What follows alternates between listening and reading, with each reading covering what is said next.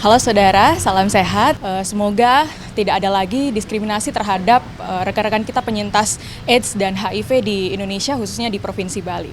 Baik, saudara, jadi saat ini kita ingin mengetahui bagaimana sih perkembangan mengenai kasus HIV dan AIDS di Kota Denpasar dan apa saja yang sudah dilakukan oleh pemerintah Kota Denpasar dalam upaya mencegah HIV dan AIDS di Kota Denpasar sendiri. Dan saat ini saya sudah bersama dengan Bapak Kade Agus Arya Wibawa sebagai Wakil Wali Kota Denpasar. Selamat pagi, Pak. Pagi. Pak Wakil. Pagi, selamat pagi. Kabarnya baik, Pak? Sehat. Bapak bisa dijelaskan nggak, Pak, gimana sih perkembangan kasus HIV dan AIDS di Kota Denpasar? Apakah ada peningkatan setiap tahunnya? Kemudian apa saja sih yang sudah dilakukan oleh pemerintah kota? Hari ini 1 Desember 2025 kita melaksanakan Hari AIDS Sedunia, yang mana kita di Kota Denpasar hari ini merayakan secara serentak dengan relawan-relawan kita di Kota Denpasar. Terkait dengan jumlah kasus yang ada di Kota Denpasar, itu dari tahun ke tahun memang terjadi peningkatan. Sampai dengan bulan September 2025 ini, jumlah kasus HIV dan AIDS yang mengakses layanan kesehatan di Kota Denpasar ini, berdasarkan laporan Dinas Kesehatan kami, itu sebanyak 17.028 kasus, yang mana kasus HIV itu sebanyak 9.824, kemudian kasus AIDS-nya sebanyak 7.254. Kemudian penambahan kasus baru rata-rata setiap tahun itu mencapai 800 sampai 900 kasus. Kemudian Pak, menurut Bapak apa sih kenapa peningkatan itu terjadi 800 hingga 900 kasus? Itu peningkatannya kenapa? Begini, ada pergeseran perilaku. Ada pergeseran perilaku dari masyarakat. Kalau dulu risiko penularan terbanyak itu berasal dari heteroseksual. Nah, kalau sekarang heteroseksual itu mencapai 71 kasus, kemudian kasus homoseksual itu sebanyak 71%, homoseksual 21%. Kemudian melalui penggunaan narkoba dulu tinggi, sekarang agak menurun, itu sebanyak 4%. Kemudian dan dari ibu ke bayi itu sebanyak 2%. Nah, menurut golongan umur kasus HIV/AIDS ini, nah ini yang perlu kita lakukan intervensi yang tepat pola, yaitu kita temukan kasus yang tinggi itu di usia produktif. Usia produktif itu 20 sampai dengan 59 tahun. Nah, kami klaster kembali itu kasus usia produktif di rentang umur 20 sampai 29 tahun, itu sebanyak 38% dari banyaknya kasus. Kemudian usia 30 sampai 39 itu sebanyak 33%. Nah, kemudian 40 sampai 59 itu sebanyak 16%. Nah, perlu kami sampaikan, kalau kita tarik mundur, itu di usia produktif yang umur 20 sampai 29 tahun, itu berarti mereka penderita itu sudah terkena penularan itu di rentang umur 15 sampai dengan 17 tahun. Itu masa-masa remaja kita. Nah, oleh karena itu kami akan melakukan pola yang tepat untuk melaksanakan intervensi untuk pencegahan munculnya kasus baru dan juga penularan kasus. Sebelum ke upaya pencegahan begitu ya Pak ya, itu gimana sih caranya mengetahui ketika kita terjangkit HIV dan AIDS untuk anak-anak remaja, gimana sih caranya mereka mengetahui itu? Biasanya mereka datang ke pusat layanan kita.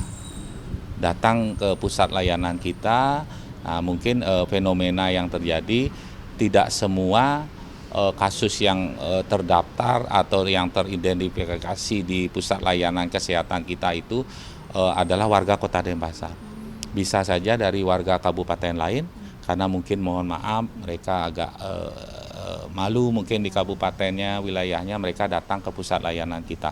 Itu otomatis kita akan lakukan pendataan, kemudian biasanya fenomenanya mereka tertutup awalnya. Nah, mereka datang ke pusat layanan untuk meminta konseling, dan itu kita layani pelan-pelan, kemudian baru kita berikan arahan-arahan. Biasanya seperti itu dulu. Kemudian Pak, untuk upaya pencegahan yang Kota Denpasar lakukan selama ini, apakah ada inovasi-inovasi terbaru di tahun ini? Tahun ini kita sudah membentuk layanan kesehatan itu sebanyak layanan tes HIV itu atau kita kenal dengan VCT itu sebanyak 33 unit. Kemudian layanan pengobatan HIV itu atau kita kenal dengan CST itu sebanyak 31 unit yang tersebar di Kota Denpasar. Kemudian layanan pemeriksaan dan pengobatan IMS itu 31 unit. Kemudian layanan pencegahan HIV dari ibu ke anak itu 4 unit kita bentuk. Kemudian layanan alat suntik steril juga kita layani sebanyak 3 unit layanan. Kemudian layanan metadon sebanyak 1 unit. Nah, pemerintah Kota Denpasar telah melaksanakan kegiatan rutin yang bersifat preventif, promotif, kuratif, dan rehabilitatif. Seperti contoh, kita melaksanakan sosialisasi dan penyuluhan. Hari ini relawan kita sedang turun di beberapa titik tempat-tempat strategis, perempatan-perempatan dengan melaksanakan aksi sosial pembagian bunga mawar. Untuk mengingatkan masyarakat bahwa tanggal 1 Desember itu adalah perayaan Hari AIDS Sedunia, untuk merimain pemikiran masyarakat agar masyarakat bisa hidup dengan sehat. Mungkin itu. Harapannya mungkin terakhir Pak. Harapan kami pertama kepada penderita atau masyarakat yang menderita HIV/AIDS itu pertama yang terpenting selalu ingat datang ke tempat layanan untuk melakukan pengambilan obat dan pemeriksaan secara rutin. Itu yang terpenting karena selama ini masyarakat penderita di awal mereka rutin, setelah itu karena jangka waktu yang harus rutin dan panjang, mereka biasanya mengalami titik jenuhnya. Kemudian yang kedua, kami selalu menganjurkan untuk minum obat secara teratur dan tepat waktu. Kemudian yang ketiga, himbauan kami jangan sampai putus obat sesuai dengan slogan yang kita buat, stop, suluh, temukan, obati, dan pertahankan pengobatan. Nah itu. Kemudian berani terbuka kepada pasangan, baik itu suami maupun istri, sehingga dapat mencegah penularan pada pasangan. Kemudian menjaga pasangan dan keluarga agar terhindar dari penularan HIV dan AIDS ini. Kemudian yang terpenting lagi, jangan menstigma diri sendiri. Kemudian kepada masyarakat, jangan menstigma negatif kepada penderita HIV/AIDS ini. Nah ini yang kita akan selalu gaungkan di Kota Denpasar.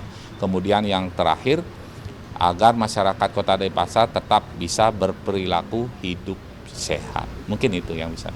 Baik, terima kasih Bapak ya. Semoga kasusnya bisa ditekan ya, jumlahnya peningkatannya setiap tahun. Baik, itu dia tadi saudara, sudah kita dengarkan bagaimana statement dari Bapak Wakil Wali Kota Denpasar mengenai perkembangan kasus HIV dan AIDS di Kota Denpasar.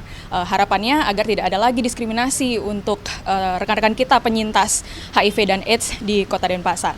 Putu Farah, Jipayana, Kompas TV, Denpasar, Bali.